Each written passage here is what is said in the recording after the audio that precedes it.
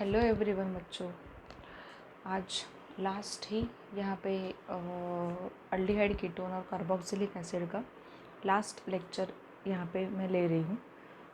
आज के इसमें अल्डिहाइड कीटोन कार्बोक्सिलिक एसिड का लेसन पूरे के पूरा कंप्लीट होने वाला है। ठीक है, finally. So aldehydes ketones and carboxylic acids में हम लोग यहाँ पे देख रहे थे एक्चुअल में। प्रीवियस इसमें हमने रिएक्शंस लाइक हम ये बोल सकते हैं केमिकल प्रॉपर्टीज़ जो है कार्बोक्सिलिक एसिड के केमिकल प्रॉपर्टीज़ के बारे में हमने वहाँ पे डिस्कशन किया था। सो हम थोड़ा सा उसको रिवाइज कर लेते हैं। Chemical properties of carboxylic acid में सबसे पहला डिस्कशन जो हमारा हुआ था वो acidic nature of carboxylic acid के बारे में हुआ था। बार बार ये मैं क्यों बोल रही हूँ, आपको समझ में आएगा जब क्वेश्चन पेपर्स आप देखोगे तब। ठीक है। सो कार्बोक्सिलिक एसिड का एसिडिक नेचर जो है वो सबसे पहले बहुत ज़्यादा इम्पॉर्टेंट केमिकल प्रॉपर्टी है कि वहाँ पे हम ये बोल सकते हैं कार्बोक्सिलिक एसिड जो होते हैं अकॉर्डिंग टू पीके वैल्यू देखो, according to you can say कि बाकी के भी जो भी इलेक्ट्रॉनिक इफ़ेक्ट्स है उसके कंसेंट में आप वहाँ पे कार्बोक्सिलिक एसिड को देखो तो carboxylic acid is more acidic than phenol and then it comes alcohol. बाद में सबसे लास्ट एसिडिक आता है अल्कोहल। तीनों की कंपैरिजन हमेशा इस पर कोई ना कोई क्वेश्चन तो रहता ही है। तीनों की कंपैरिजन मतलब carboxylic acid, phenol and alcohol, ये तीन जो वहाँ पे है इन तीनों के बारे में हम कंपेयर करते हैं हमेशा से। और उसमें ये वहाँ पे डिस्कशन पे एक रिज़ल्ट निकलता है कि carboxylic acid is more acidic. अब ऐसा क्यों है वो मैंने आपको दो तरीके से समझाया है। एक पीके वैल्यू तो है ही, जो मैंने कहा था कि पीके वैल्यू बस इन तीनों की आपको याद रखनी पड़ेगी, वो पीके वैल्यू के बारे में है। और दूसरा जो मैंने आपको बताया था जो बहुत इम्पॉर्टेंट एक्सप्लेनेशन था, मैंने कहा भी था कि काफ़ी इम्पॉर्टेंट सी चीज़ें आप यहाँ पे पढ़ने वाले हो, वो है carboxylate ion, phenoxide ion and alkoxide ion, तीनों की स्टेबिलिटीज़ के बारे में। अब कार्बोक्सिलेट आयन कब फॉर्म होता है, कार्बोक्सिलिक एसिड का जब एक्वस सॉल्यूशन आप लेते हो तो कार्बोक्सिलेट आयन फॉर्म होता है। फिनॉक्साइड आयन कब फॉर्म होता है, फिनॉल का जब एक्वस सॉल्यूशन लिया जाता है तो वहाँ पे फिनॉक्साइड आयन फॉर्म होता है। अल्कोक्साइड आयन कब फॉर्म होता है, कब फॉर्म होगा वहाँ पे अल्कोक्साइड आयन, अल्कोक्साइड आयन का फॉर्मेशन होता है जब अल्कोहल जो होते हैं उसका एक्वस सॉल्यूशन वहाँ पे फॉर्म होता है।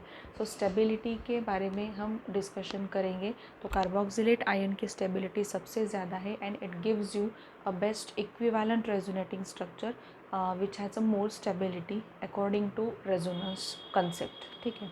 सो इसलिए carboxylic acid is more acidic. Next chemical property हमने जो डिस्कस की थी वो है lab test for carboxylic acid. Carboxylic acid की जो लैब टेस्ट है वो लिटमस तो ठीक है, लिटमस एक फिनॉल भी दे सकता है, कार्बोक्सिलिक एसिड भी दे सकता है, बट एक लैब टेस्ट ऐसी है जो मैं यहाँ पे डिस्कस करूँगी, NaHCO3। मतलब यहाँ पे हम बोल सकते हैं कि सोडियम बाइकार्बोनेट जो है वो कार्बोक्सिलिक एसिड के साथ रिएक्ट होता है, sodium salt of carboxylic acid वहाँ पे फॉर्म होता है। देन अगर उसको HCl के साथ ट्रीट करके वहाँ पे प्रेसिपिटेट मिलता है आपके कार्बोक्सिलिक एसिड का। But in this particular overall reaction में you will get you can say you will see the brisk effervescence coming out of the reaction mixture which are of CO2 and CO2 भी हम test कर सकते हैं। हमें पता है कि जो बाहर निकलते हुए गैसेस है चाहे वो CO2 हो, NO2 हो, H2 हो, ठीक है, ये गैसेस का भी हम एक पर्टिकुलर टेस्ट करते हैं, तभी ये कंफर्म होता है कि वो वहाँ पे CO2 गैस बाहर निकला है। सो ये एक टेस्ट है जो टेस्ट वहाँ पे आपका फिनॉल जो है वो बिल्कुल भी नहीं दे सकता।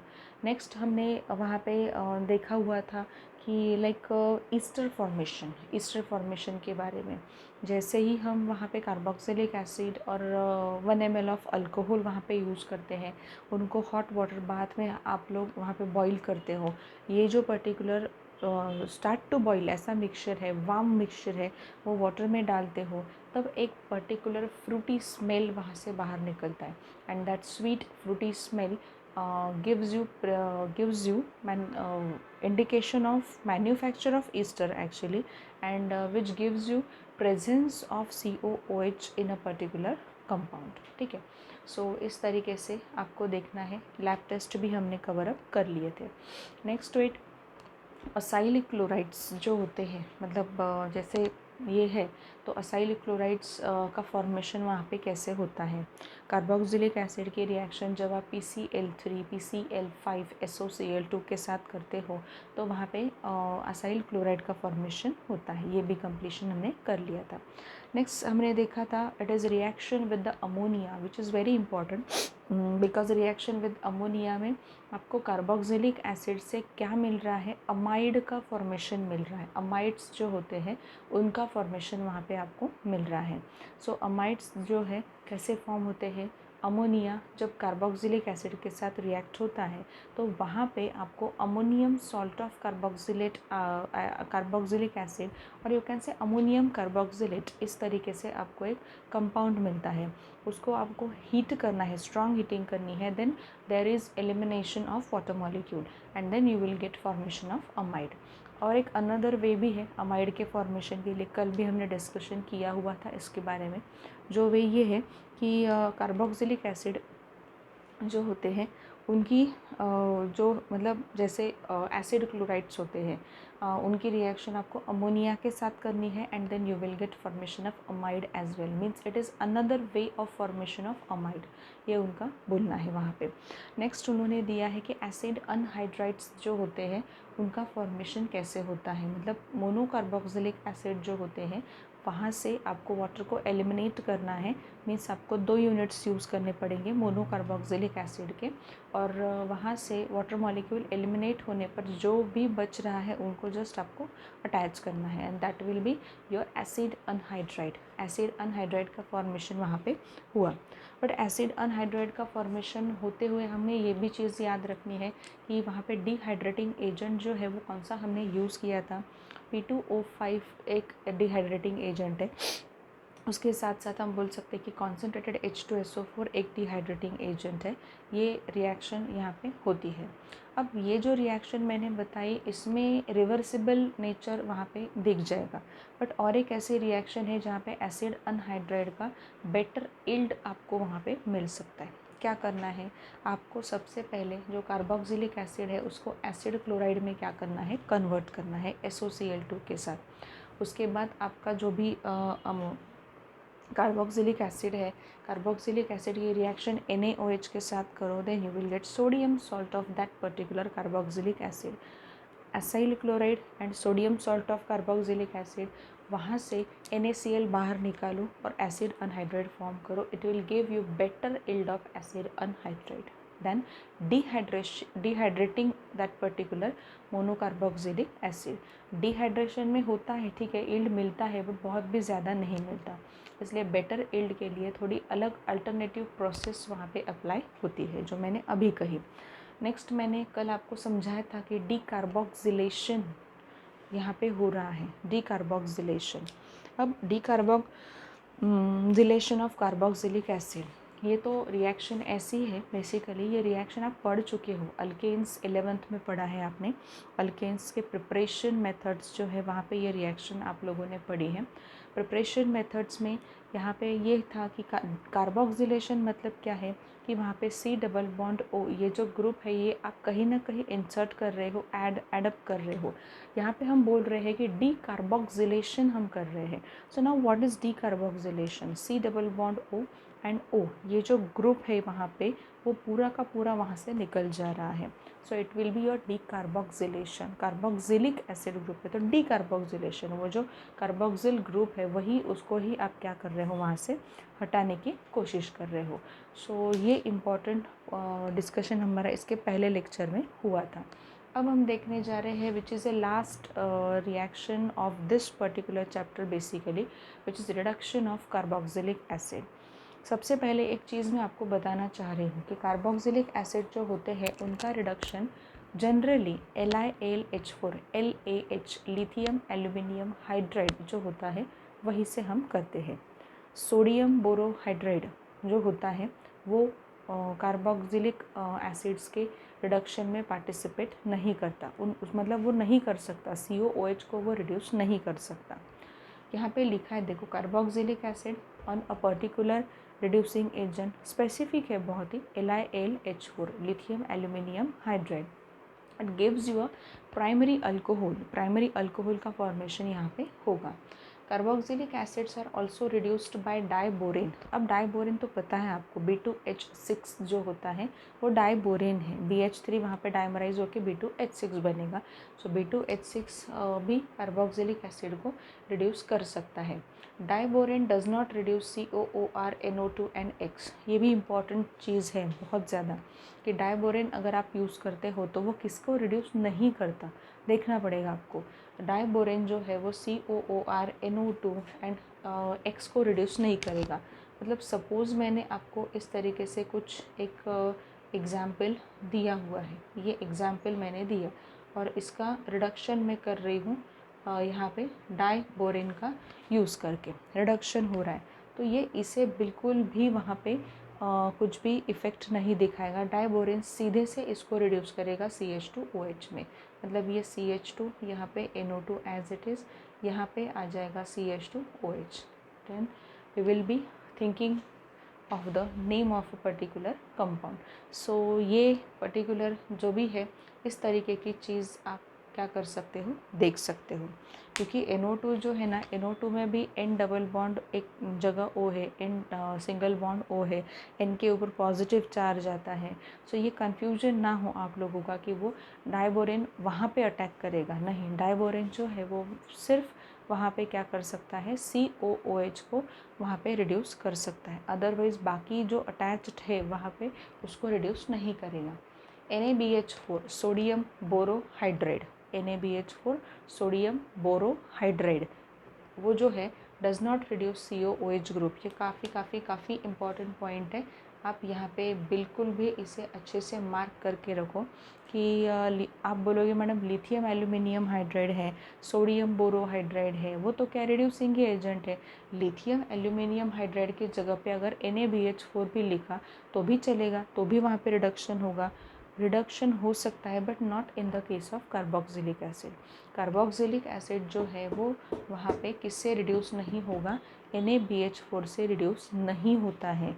LiAlH4 is a very strong reducing agent than this particular NaBH4, though it is an expensive reducing agent। LiAlH4 मैंने बहुत पहले भी आपको कहा था, देखो जब हम आई थिंक अल्कोहल का चैप्टर पढ़ रहे थे तभी मैंने आपको ये कहा था, रिड्यूसिंग एजेंट्स हमारे पास बहुत सारे हैं, बट किस रिड्यूसिंग एजेंट को कहाँ यूज़ किया जाता है प्रॉफिटेबल वे में, वो इम्पॉर्टेंट होता है। LiAlH4 नॉर्मल से रिडक्शन में यूज़ हम नहीं करते, जहाँ पे रिडक्शन हो ही नहीं रहा, जहाँ पे बाकी के रिड्यूसिंग एजेंट्स जो है वो फेल रिज़ल्ट दिखा रहे हैं, वो पर्टिकुलर कंपाउंड को रिड्यूस नहीं कर पा रहे, तब हम क्या यूज़ करते हैं, वहाँ पे LiAlH4 यूज़ करते हैं। It is very expensive reducing agent, mind it properly and note down properly, क्योंकि ये दोनों जो है ये दोनों भी हाइड्राइड डोनर्स है। LiAlH4 हो या NaBH4 हो, हाइड्राइड डोनर्स है, वो हाइड्राइड के फॉर्म में क्या करते हैं, वो वहाँ पे हाइड्रोजन को प्रोवाइड करते हैं, और हाइड्रोजन को प्रोवाइड करते हैं मतलब दूसरे ऑर्गेनिक कंपाउंड से रिएक्ट करवाते हैं।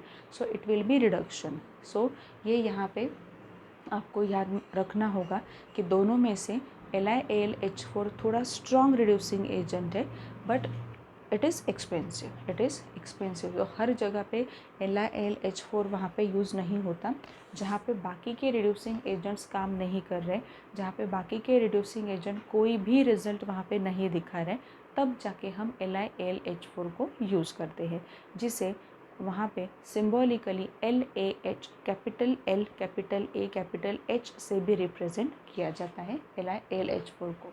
सो यहाँ पे देखो एक एसिटिक एसिड इथेनोइक एसिड मैंने लिया है, उसका रिडक्शन मैं करवा रही हूँ LiAlH4 से, और सॉल्वेंट वहाँ पे है आपका ड्राई ईथर सॉल्वेंट आपको यूज़ करना पड़ेगा। आप बोलोगे ऐसा क्यों किया, बिकॉज ये कार्बोक्सिलिक एसिड जो है, कार्बोक्सिलिक एसिड की सोल्यूबिलिटी हर एक की सोल्यूबिलिटी वाटर में नहीं होती, वाटर में वो सॉल्वेंट की वाटर भी सॉल्वेंट की तरह वहाँ पे ट्रीट नहीं हो सकता हर एक केस में।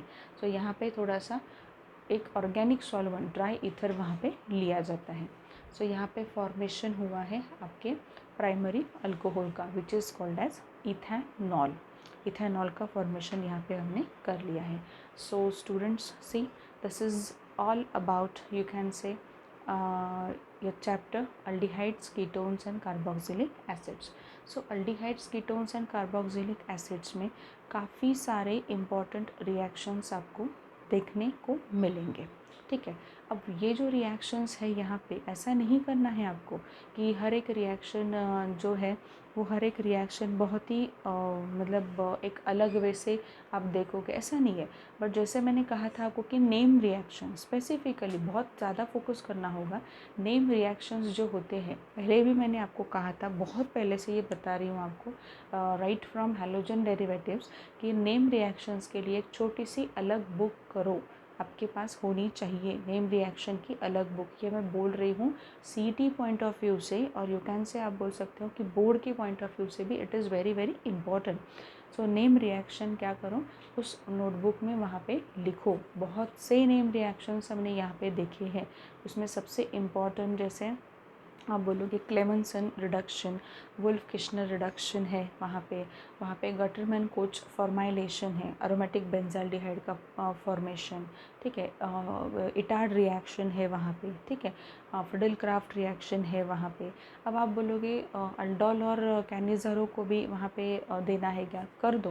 वहाँ पे अल्डोल और कैनिज़ारो रिएक्शन जो है वो भी वहाँ पे क्या करनी है आपको, नेम रिएक्शन के बुक में वहाँ पे लिखनी होगी।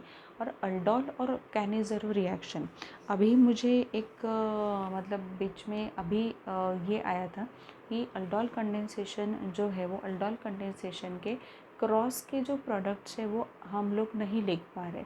So what is the use for studying aldol condensation. Aldol condensation के क्रॉस के प्रोडक्ट्स आने ही चाहिए, बहुत ही सिंपल है कि क्रॉस अल्डोल कंडेंसेशन के प्रोडक्ट हम नहीं लिख पा रहे। मैं आपको दिखा सकती हूँ यहाँ पे कि क्रॉस अल्डोल कंडेंसेशन जो होता है उसके जो प्रोडक्ट्स होते हैं, क्रॉस अल्डोल कंडेंसेशन कहाँ पे होता है, कहाँ पे बताया है मैंने, क्रॉस अल्डोल कंडेंसेशन कौन सी जगह पे होता है कि aldol condensation if refers in the different aldehydes and different ketones में अगर वो हो रहा है तो उसे क्रॉस अल्डोल कंडेंसेशन कहा जाएगा। सो बहुत ही सिंपल है स्टूडेंट्स, क्रॉस अल्डोल कंडेंसेशन में हम प्रोडक्ट नहीं लिख सकते, ऐसे नहीं होना चाहिए। मतलब आपको बेसिकली क्रॉस अल्डोल कंडेंसेशन समझ में नहीं आया है। क्रॉस अल्डोल कंडेंसेशन एक बार पढ़ो, जैसे फॉर एग्जांपल ना मैं आपको बता रही हूँ। अब यहाँ पे मैंने CH3 लिया है, यहाँ पे C डबल बॉन्ड है, यहाँ पे CH3 है, एक कीटोन मैंने लिया है। और ये भी हो सकता है कि क्रॉस अल्डोल में मतलब ये चीज़ हो सकती है कि एक कीटोन है और एक अल्डिहाइड है, ठीक है।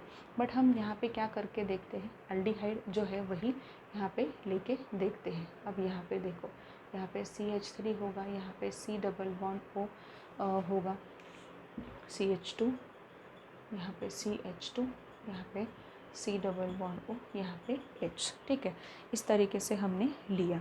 तो क्रॉस अल्डोल में सेल्फ में क्या होगा, यही इसी के साथ दूसरा यूनिट, इसी के साथ सेम यूनिट, दो यूनिट आएंगे, सेल्फ कंडेंसेशन का एक प्रोडक्ट मिलेगा।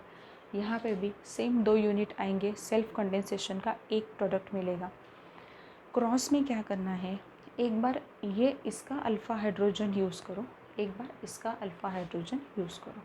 पहले हम यहाँ पे इसका अल्फ़ा हाइड्रोजन यूज़ करते हैं, so it will B CH2 यहाँ पे, ठीक है। अब देखो, अगर यहाँ से करना है तो यहाँ से भी स्टार्ट करो। यहाँ पे देखो, इसका अल्फ़ा हाइड्रोजन यूज़ किया है, मतलब रिएक्शन किसके प्रेजेंस में होती है, NaOH बेस के प्रेजेंस में होती है। सो ये है, यहाँ पे आ गया इस तरीके से कि ऐसा। अब मैं बाकी का नहीं लिख रही हूँ, आपको ध्यान देना होगा ये क्या है। अब इस पे अटैक कर रहा है, मतलब ये पहले लिखना होगा, CH3 CH2, यहाँ पे CHO माइनस, ये पूरा का पूरा यहाँ पे जाएगा, CH2 C double bond O, यहाँ पे H, ठीक है। और यहाँ पे O होता है O माइनस, तो हाइड्रोजन इसके साथ जुड़ जाएगा, जो हाइड्रोजन यहाँ से बाहर निकला है। अब क्या होगा, एलिमिनेशन, वाटर का एलिमिनेशन, ठीक है। अब देखो यहाँ पे CH3 CH2 CH यहाँ पे C H आ गया समझ में। एक्चुअल में ये प्रोडक्ट आपका अल्डोल है, ये जो प्रोडक्ट है ये अल्डोल होता है बिकॉज यहाँ पे अल्डिहाइड ग्रुप का भी प्रेजेंस है और यहाँ पे हाइड्रोक्सिल ग्रुप का भी प्रेजेंस है, मतलब OL का जो आपका अल्कोहलिक फंक्शनल ग्रुप होता है। तो ये प्रोडक्ट आपको लास्ट में मिला, ठीक है। अल्फ़ा बीटा अनसैचुरेटेड अल्डिहाइड, ये प्रोडक्ट आपको यहाँ पे मिला। दिस इज़ द वे, ये पहला वे हुआ। अब हम क्या करेंगे, अब ये यहाँ से ऐसे ही रखेंगे CH3, यहाँ का अल्फ़ा हाइड्रोजन हम यूज़ करने वाले हैं, ठीक है। अल्फ़ा हाइड्रोजन यहाँ का, ठीक है। सो यहाँ पे ये अल्फ़ा हाइड्रोजन गया तो ये माइनस हो गया माइनस, ठीक है। अब ये जो है बेसिकली ये इस पे अटैक करेगा, इस पे अटैक हो रहा है, मतलब ये पहले लिखना होगा CH3 CHO माइनस। यहाँ पे क्या देखो, ये यहाँ पे आएगा C आगे ऊपर CH3, यहाँ पे H होगा, C डबल बॉन्ड O और यहाँ पे आएगा H, ठीक है। अब यहाँ पे ये O माइनस है, O माइनस का क्या होता है H, बाहर निकल जाएगा -H2, ठीक है। अब यहाँ पे देखो CH3 CH double bond C CH3 C double bond O और H, ये अल्फ़ा बीटा अनसैचुरेटेड अल्डिहाइड आपको मिला। इस तरीके से आपको देखना है और करना है, ठीक है। सो क्रॉस अल्डोल कंडेंसेशन मैंने आपको अभी दिखाया, इस तरीके से होता है। आप करके देखो, मैं आपको पहले भी बता रही हूँ कि क्रॉस अल्डोल कंडेंसेशन में अगर दोनों ऑर्गेनिक कंपाउंड्स ऐसे हैं कि जिसमें अल्फ़ा हाइड्रोजन का प्रेजेंस है, so you have to practice it very well.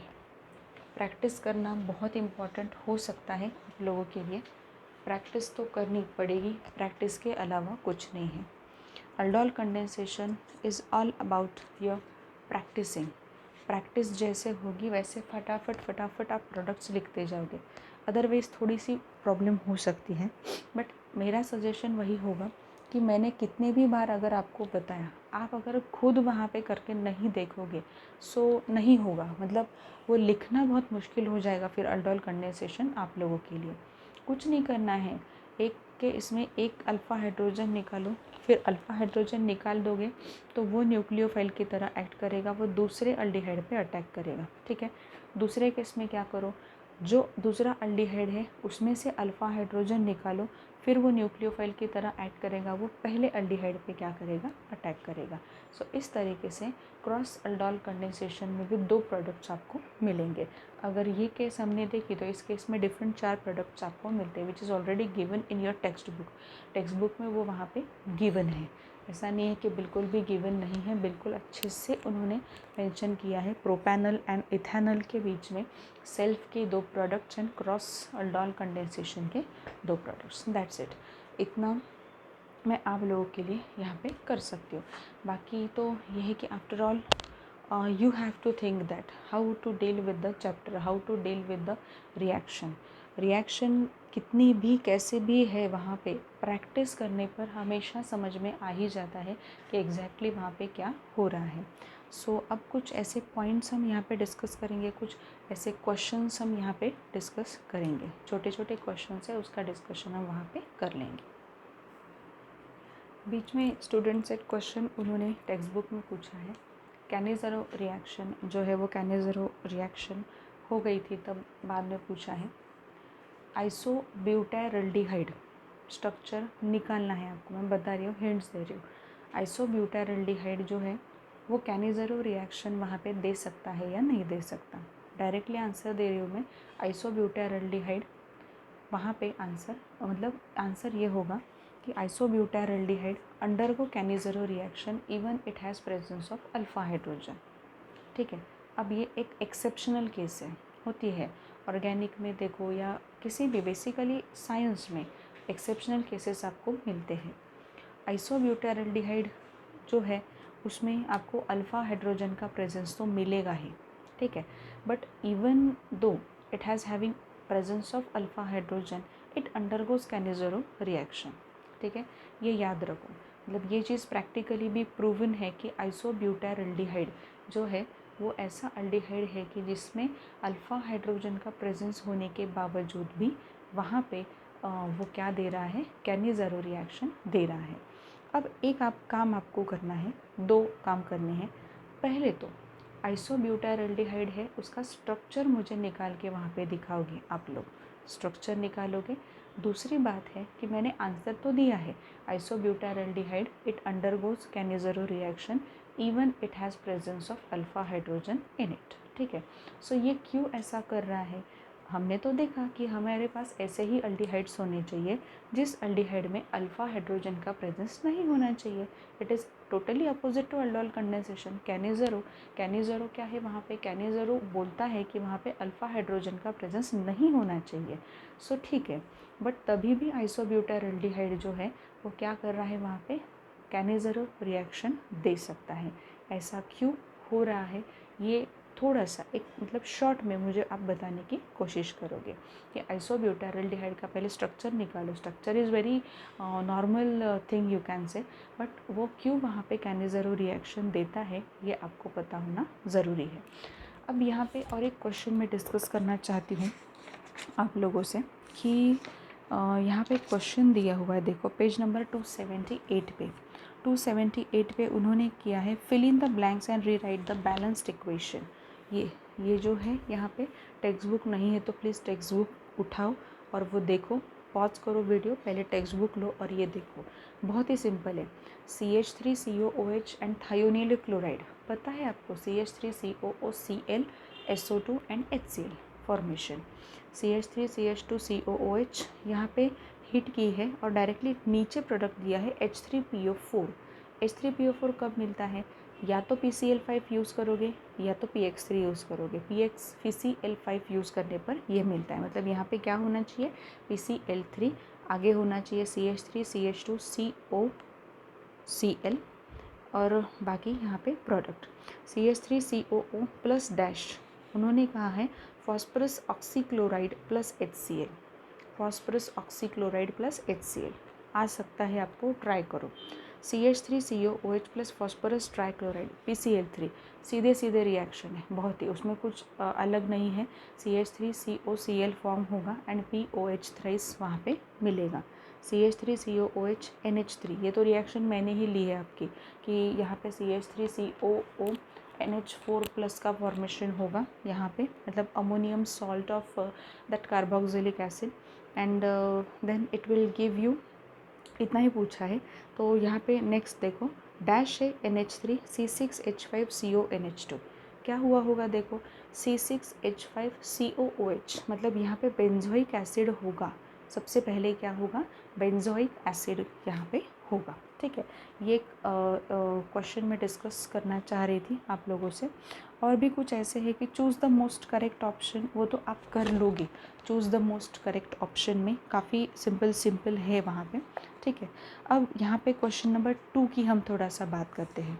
Answer the following in one sentence. अब बोलोगे मैम वन सेंटेंस हम क्या करेंगे, हम देख सकते हैं वो वन सेंटेंस, ठीक है, तभी भी एक बार मैं डिस्कस करना चाहूँगी आप लोगों से।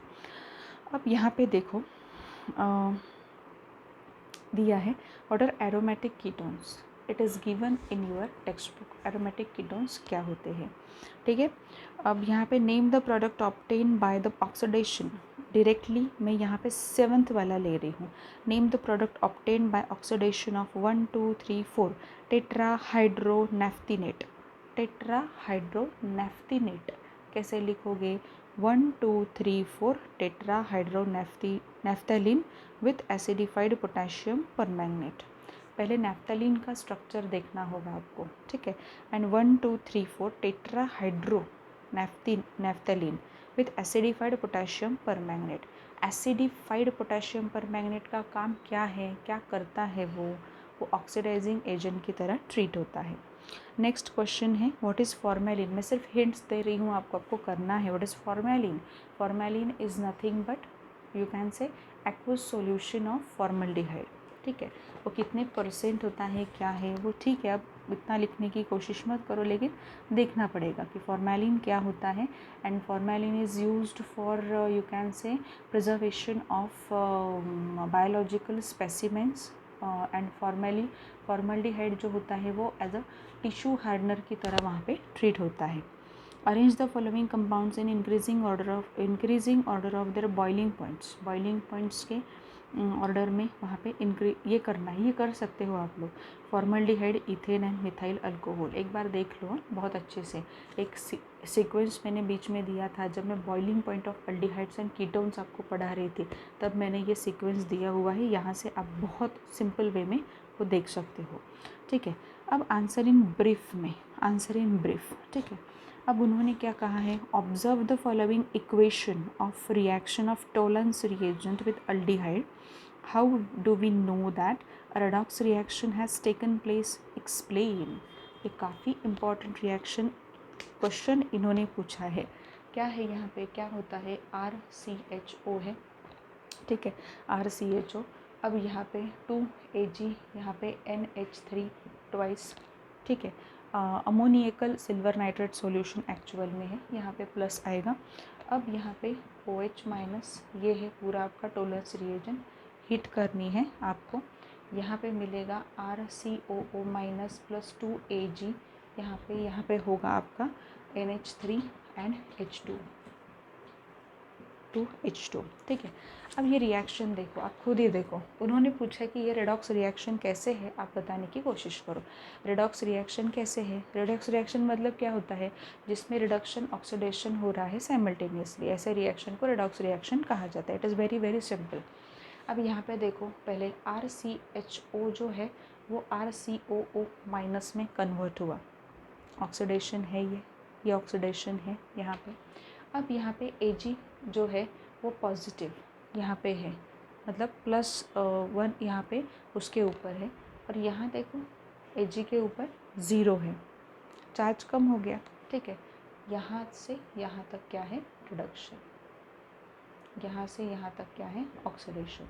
सो इन दिस वे आपको दिखाना पड़ेगा कि कहाँ से कहाँ तक ऑक्सीडेशन है, कहाँ से कहाँ तक रिडक्शन है। Hence in the above reaction we observe two reactions simultaneously, which is oxidation and reduction. You have to say that, you have to write that कि this particular aldehyde gets converted into you can say carboxylate ion, ठीक है, oxidized to carboxylate ion, and in this particular case the charge which is present on silver gets reduced, so it is a kind of reduction. And then you have to explain the following कि कैसे क्या ये redox reaction है। Formic acid is stronger than acetic acid, explain. Simple है, formic acid is very very stronger than acetic acid, ठीक है। यहाँ पे OH है, CH3 C double bond O, यहाँ पे H, क्यों होगा, स्ट्रक्चर देखो अच्छे से, स्ट्रक्चर देखो। हाइड्रोजन कहाँ से बहुत आसानी से निकल सकता है, यहाँ, ठीक है, क्योंकि यहाँ जो है ना, यहाँ कोई भी इलेक्ट्रॉन डोनेटिंग ग्रुप वहाँ पे अटैच नहीं। यहाँ क्या होता है, यहाँ पे इलेक्ट्रॉन डोनेटिंग ग्रुप अटैच है, ये कार्बन, ये मिथाइल ग्रुप इसे सपोर्ट करेगा। सो ये जो ऑक्सीजन है, ये ऑक्सीजन हाइड्रोजन इजीली दे नहीं पाएगा, ठीक है। सो जितना वो आसानी से देगा कोई भी एसिड, वो स्ट्रॉन्ग एसिड होगा। फॉर्मिक एसिड क्या है, यहाँ पे स्ट्रॉन्ग एसिड है, ठीक है। नेक्स्ट है, what is action of hydrazine on cyclopentanone in presence of KOH in ethylene glycol. बहुत सिंपल है, क्या है वहाँ पे, साइक्लोपेंटेनोन, साइक्लो सबसे पहले ये है पेंटेनोन, साइक्लोपेंटेनोन, हाइड्राजाइन KOH, इथाइलिन ग्लाइकॉल, ठीक है। अब यहाँ पे हम लिखते हैं प्रोडक्ट, क्या होगा, इस तरीके से है, यहाँ पे यहाँ है, ठीक है। अब ये H2 और ये वो निकल जाएगा सीधे से यहाँ पे NH2, साइक्लोपेंटेनोन हाइड्राजोन यहाँ पे फॉर्म हुआ, ठीक है। ये है फॉर्मेशन। नेक्स्ट देखो क्या दिया है, write reaction showing conversion of acetaldehyde into acetaldehyde dimethyl acetal, acetaldehyde dimethyl acetal, addition of alcohol में ये आपको मिल जाएगा. Aldehydes are more reactive towards nucleophilic addition reaction than ketones. A very famous, well-known question, popular question है बहुत ज़्यादा.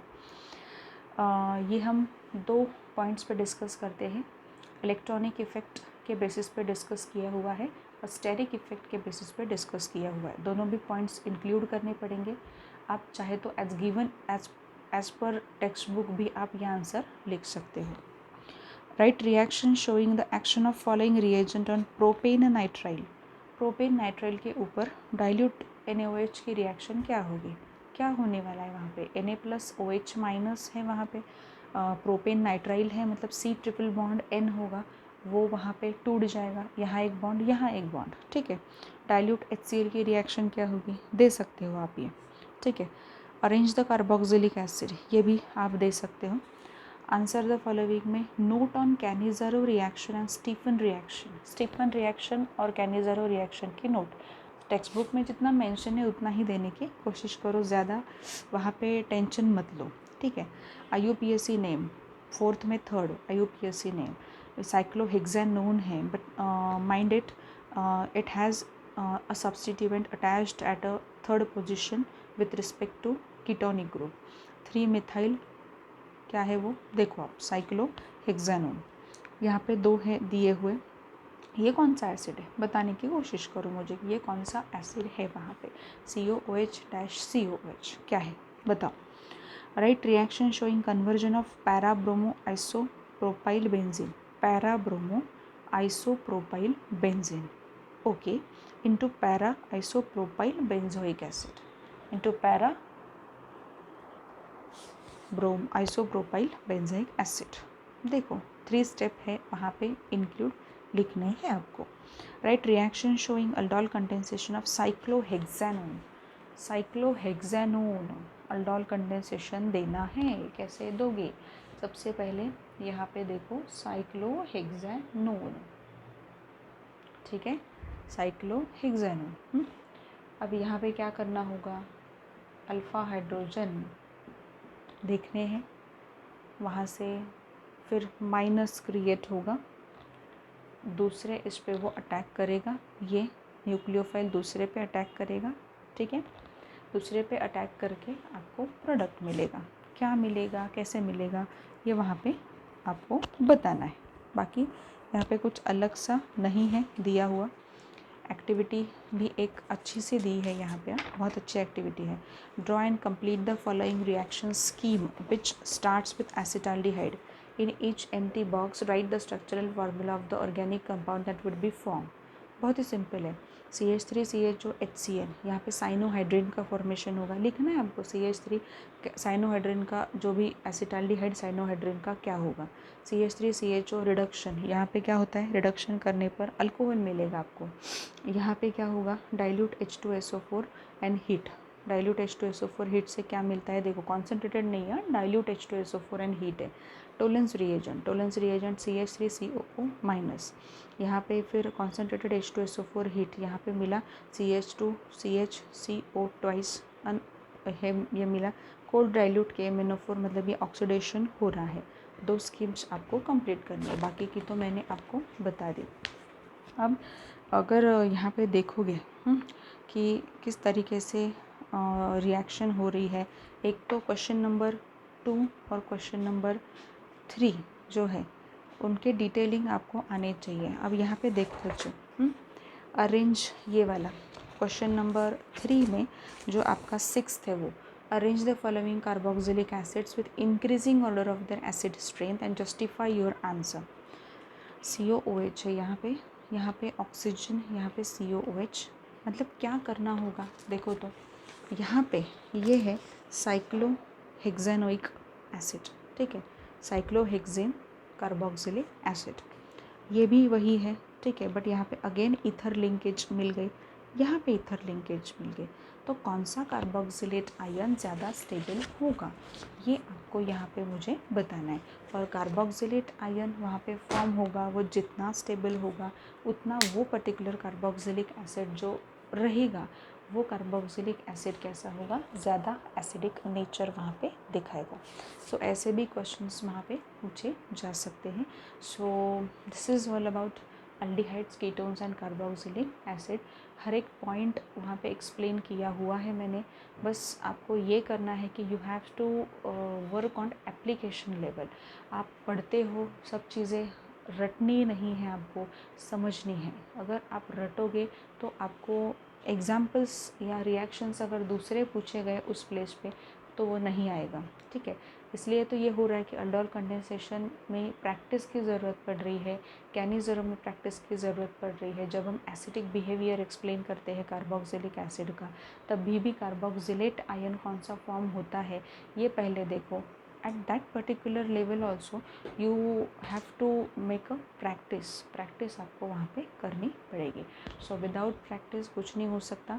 और एक last वाला DPP यहाँ पे आपको मिलेगा which consist of number of questions. Basically aldehyde और कीटोन के काफ़ी सारे क्वेश्चंस उसमें दिए हैं, बट वो क्वेश्चंस ऐसे भी हो सकते हैं कि आपके सिलेबस में नहीं है तो वो क्वेश्चंस आप छोड़ दो, बट बाकी के क्वेश्चंस जो है वो आपको करने हैं। जितने ज़्यादा क्वेश्चंस प्रोवाइड मैं करने की कोशिश कर रही हूँ आपको, क्योंकि प्रैक्टिस हो आपकी, ज़्यादा से ज़्यादा प्रैक्टिस वहाँ पे हो, इसलिए वो क्वेश्चन मैं प्रोवाइड करने वाली हूँ। तब तक फिर से रीडिंग करते रहो अच्छे से। नेक्स्ट इसमें हम अमाइंस का टॉपिक जो है वो स्टार्ट करेंगे। अमाइंस का टॉपिक बहुत ही सिंपल टॉपिक है, बट लगभग 6 to 7 लेक्चर में, मतलब 6 to 7 1 आवर के अगर लेक्चर हुए तो वो वहाँ पे कंप्लीट हो सकता है। बहुत ही सिंपल लेसन है। और मेन ये है कि वहाँ पे लास्ट ईयर में जो नाइट्रो अल्केन्स का भी पार्ट उन्होंने दिया था ऐसे ही पढ़ने के लिए, वो पार्ट यहाँ पे उन्होंने काट दिया है, पूरा का पूरा वहाँ पे निकाल दिया है। सो अगेन अमाइन का टॉपिक भी हमारे लिए बहुत इम्पोर्टेंट रहेगा। छोटा है, ज़्यादा से ज़्यादा वहाँ पे इम्पोर्टेंस देना आपको पड़ेगा।